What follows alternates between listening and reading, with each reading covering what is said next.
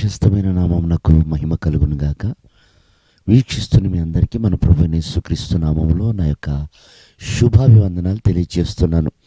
ఈరోజు మన దేవుని వాగ్దానం ప్రసంగి పుస్తకం 5వ అధ్యాయం 2వ వచనం. నీవు దేవుని సన్నిధికి అనాలోచితంగా పలుకకూడదు. ప్రియమైనటువంటి దేవుని సంగమా, దేవుని సన్నిధిలో దేవుడు మన ప్రవర్తనను చూస్తూ ఉంటాడు. నీవు నీ దేవుని సన్నిధికి వెళ్ళినప్పుడు నీ ప్రవర్తన జాగ్రత్తగా చూసుకో అని ఉంటుంది.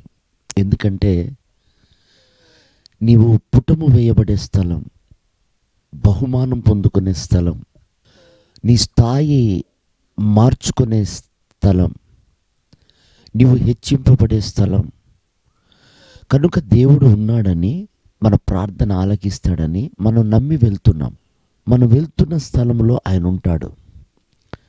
కనుక మన ప్రవర్తన ఆయన ఎదుట జాగ్రత్తగా ఉండాలి. మన మాటలు కొద్దిగా ఉండాలి. ఎందుకనంటే ఆయన ఆలకించేవాడు, చూచుచున్నవాడు. ప్రియమైనటువంటి దేవుని బిడ్డలారా, చూడండి, రూతు బోయాజు పొలములో ఉంది, దేవుని సన్నిధి. ఆ సన్నిధిలో ఆమె ప్రవర్తన చూచుటకు బోయాజు వచ్చాడట. ఎక్కడ చూస్తున్నాడు? దేవుని సన్నిధిలో. ఆమె పరిగె ఏరుకోవడము, అలాగే ఉదయకాలం మొదలుకొని సూర్యాస్తమయం వరకు ఎవ్వరినీ పట్టించుకోకుండా తను ఏ ఆకలితో ఉందో, ఏ కరువులో ఉందో ఆ కరువు తీర్చుకోవటానికి సమృద్ధిని సంపాదించుకుంటుంది. ఆ ఆసక్తిని, ఆ విధేయతని, ఆ క్రమాన్ని చూసి బోయాజు వచ్చి, నా కుమారి, నీవింక ఏ పొలంలోనికి వెళ్ళకు, నువ్వు చెప్పిందంతా నేను చేస్తాను. నీ మొదటి ప్రవర్తన కంటే కడపటి ప్రవర్తన యోగ్యకరంగా ఉంది అని అన్నాడు. అంటే ఇప్పుడు రూతు బోయాజుకు చెప్పిందంతా చెయ్యాలంటే ఆమె ప్రవర్తనని బోయాజు చూసి మొదటి కంటే కడపట బాగుంది అన్నాడు.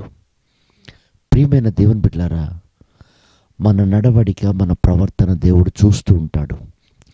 ప్రారంభంలో చాలా ఆసక్తిగా, భయంగా, విధేయతగా వస్తూ ఉంటాం. రాను రాను అది విస్తరించాలి. ఆ విధేయత, ఆ భయము, ఆ క్రమము. విచిత్రం ఏమిటంటే వాటిని కోల్పోయి మనం అనేక విధాలుగా నష్టపోతూ ఉంటాం. రూతు ప్రవర్తన చూసినటువంటి బోయాజు బహుమానం ఇచ్చాడు.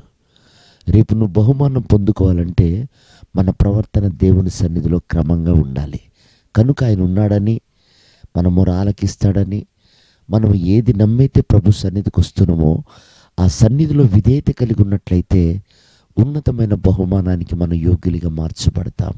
అట్టి కృప ప్రభు ఈ ఉదయకాలం మనందరికీ అనుగ్రహించి ఆయన రాకడకు సిద్ధపరచునుగాక. ఆమెన్.